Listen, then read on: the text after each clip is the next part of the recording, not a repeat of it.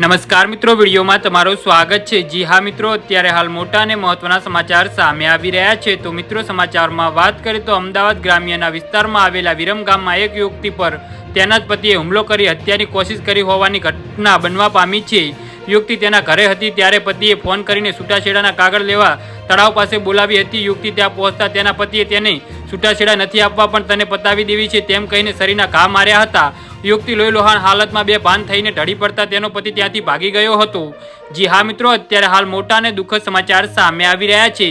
ગામના કોઈ વ્યક્તિ તળાવ પાસે યુવતીને લોહીલુહાણ હાલતમાં બેભાન અવસ્થામાં જોઈ જતા સારવાર અર્થે ખસેડી હતી, જ્યાં બીજી તરફ યુવતીના પરિજનોને જાણ કરાઈ હતી।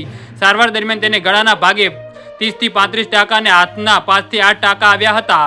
જી હા મિત્રો, બીજી બાજુ વિરમગામ પોલીસે આ મામલે યુવતીના પતિ સામે ગુનો નોંધી તપાસ હાથ ધરી છે।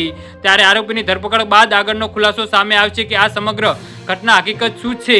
જી હા મિત્રો, તો આના વિશે તમારું શું કહેવું છે તો નીચે અમારી કમેન્ટ બોક્સમાં જરૂરથી જણાવજો અને અમારી YouTube ચેનલને સબસ્ક્રાઇબ કરવાની ભૂલતા નહીં। વિડીયો પૂરો જોવા બદલ તમારો આભાર।